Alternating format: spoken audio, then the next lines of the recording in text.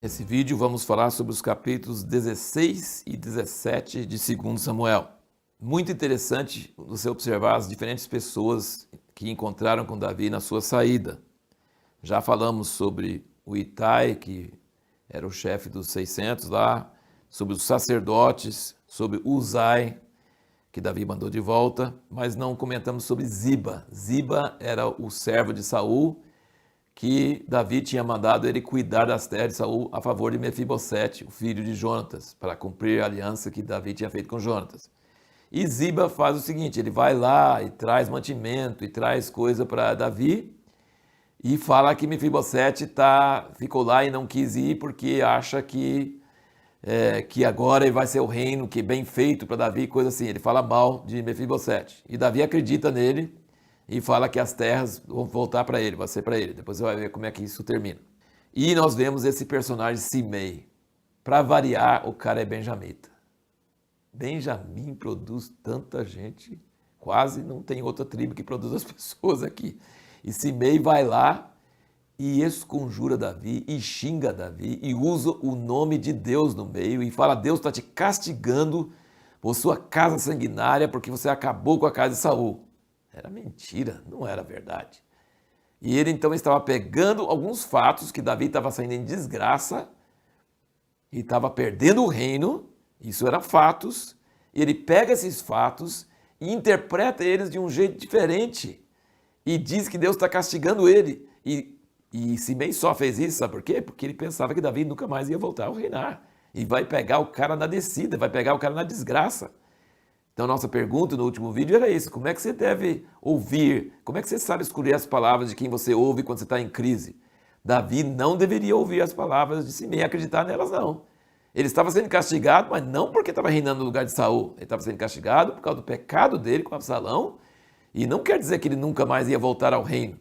Então, a gente precisa tomar muito cuidado as palavras usadas em nome de Deus, usando versículos e citando fatos da vida da gente. Você tem que tomar cuidado e não escutar e não prestar atenção nisso aí. E a segunda pergunta que nós fizemos foi, e como é que você deve agir com essas pessoas? Abisai falou, deixa eu ir lá matar esse cara.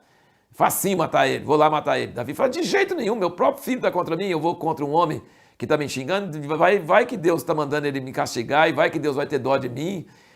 Então, como que a gente deve reagir quando tem pessoas assim? Primeiro, não aceite a interpretação deles dos fatos. Não acredite quando eles estão te denunciando e falando que isso é a palavra do Senhor e coisa assim, usando o nome de Deus. Não acredite, não aceite, não é verdade, não aceite. Mas também não se vingue, não ataca eles, deixa eles falarem, não fique contra. É assim que Davi fez com esse cara, esse Simei. Agora eu queria que você notasse uma outra coisa muito interessante. Você viu no vídeo anterior que nós falamos sobre Davi orar para Deus confundir o conselho de Aitofel e depois ele mandar o amigo dele, Uzai. Aí, dito e feito, Uzai vai lá e Absalão fala assim, é assim que você trata seu amigo? Ele fala, não, eu sou amigo de quem está no poder. Você está no poder, eu sou amigo, eu era amigo do pai, agora sou amigo do filho. Ele era bom da lábia, o Uzai era bom da lábia. E aí Aitofel dá conselhos muito certos. Aqui na Bíblia diz sobre Aitofel que todo o conselho dele era como se Deus estivesse falando, um anjo de Deus, alguma coisa assim, muito forte. Aqui no capítulo 16 de 2 Samuel, versículo 23, dizia, o conselho que Aitofel dava naqueles dias era como se o oráculo de Deus se consultara.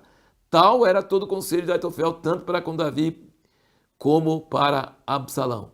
Aitofel tinha um dom dado por Deus para ele, que chama-se ultra bom senso. Esse dom pode ser usado para o bem ou para o mal. É um dom de Deus. Pessoas têm dons naturais que Deus dá, mas não quer dizer que eles vão usar esses dons só para o bem, podem usar para o mal. Então, quando Aitofel aconselhava Davi, era bom, era para o propósito de Deus. Mas quando ele foi aconselhar Absalão contra Davi, claro que não era de Deus, mas ele usou o dom de Deus de ultra bom senso para falar com Absalão, para dar conselho para Absalão. E o que ele disse? Ele falou o seguinte, Absalão, deixe que eu vou atrás de Davi agora, que está cansado e o pessoal não está esperando, deixa eu ir agora, eu mato ele, todo Israel vai voltar para você e acabou o assunto. Esse é um conselho certo, tá? Se você quer ganhar, você tem que fazer assim. Aí vai, eles falam assim, vamos aconselhar com Uzai. Aí vem Deus, tá vendo? A oração de Davi e as providências que Davi tomou. Primeiro ele manda, ele ora, depois ele manda, fala, Deus confunde o conselho de Aitofel. Depois ele manda Uzai e fala para o Uzai, vai lá e confunde o conselho dele. Mas o Uzai jamais ia conseguir confundir o conselho dele se Deus não ajudasse. E aí ele perguntou, Absalão perguntou para Uzai, e aí, você acha que esse conselho está certo? E ele fala, veja bem todo o conselho que ele dá. Depois você dá uma olhada, uma lida. Ele usa termos poéticos, românticos. Ele fala, Davi é como um leão, um urso roubado de seus filhos. Ele é homem de guerra, ele tem outros homens de guerra com ele. E ele vai fazer assim, assado. Então ele não tem bom senso igual Aitofel, mas ele tem lábia, ele tem palavras eloquentes. Ele fala, vamos amanhã, se reúne todo Israel, e você vai, se ele fugir para a cidade, a gente puxa aquela cidade para o córrego com pedras. Ele fala um monte de coisas assim, eloquentes, e Deus ajudou que a eloquência dele convenceu Absalão contra o conselho bom de Aitofel. E todo mundo seguiu o conselho de Uzai e não o conselho de Aitofel. Ou seja, o que Aitofel fez quando ele ficou sabendo disso?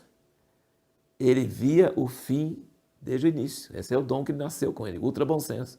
Ele falou, não seguiu o meu conselho, vai se dar mal, apostei no cavalo errado, eu vou acabar morrendo, Davi vai voltar e eu vou me dar mal. Ele fez o quê? Pôs em ordem a casa dele e se enforcou. O cara era tão definido que ele enxergava tudo e falou assim, já que não me escutou, porque se ele me escutasse, ele ia ser bem sucedido. Ele não me escutou, escutou a conversa desse outro cara aí, que não tem nada a ver, só falando eloquente e usando palavras bonitas e tal, e poéticas, mas tinha Deus no meio também. Deus usou o conselho de Uzai para confundir o bom conselho de Aitofel. E Deus defendeu Davi nesse caso e fez Absalão aceitar conselho errado. E então aí nós vemos várias outras coisas nessa história. Uma das coisas que Aitofel aconselhou foi para ele entrar para as 10 concubinas que Davi tinha deixado para cuidar da casa. Ele entrou em público, à luz do sol. A gente não sabe, isso era só para mostrar que jamais o pai dele poder fazer paz com ele, que jamais o pai dele ia concordar com ele. Isso fortalecia a posição de Absalão. Mas Natan tinha falado, você fez esse negócio em segredo e o seu próximo vai fazer com suas mulheres à luz do sol. Então aconteceu exatamente o que Natan tinha falado, por isso que é mencionado isso. Na hora da crise, a última coisa que eu quero comentar é o seguinte, na hora da crise é que você descobre quem são seus amigos e quem é traidor. No caso de Davi, quem eram os amigos dele? Os 600 homens, Uzai, Joabe, os sacerdotes, os filhos deles, Barzilai, que depois nós vamos falar mais sobre ele, ajudou, sustentou Davi, e todas essas pessoas ajudaram Davi quando não sabiam que ele ia ficar no poder, não. Ele estava na derrota e talvez nunca mais voltasse, talvez Absalão fosse reagir contra eles. Não, eles ficaram amigos de Davi e fiéis de Davi mesmo quando a coisa estava feia, a coisa estava ruim. É nessa hora que você sabe seus amigos. E quem traiu ele? Aitofel e os anciãos de Israel todinho. Era amigo de Davi, agora era amigo e sustentando Absalão e querendo matar Davi. E no meio de tudo isso, os que eram a favor e contra, quem que era o esperto? Ziba, o que tinha as terras de Mefibosete. E a pergunta que nós vamos então responder no próximo vídeo é por que um líder não pode se entregar ao sentimentalismo? Nós já comentamos sobre a questão do sentimentalismo, mas aqui tem um exemplo muito claro que nós vamos ter no próximo vídeo sobre como o sentimentalismo é perigoso e não pode dominar a vida de um líder.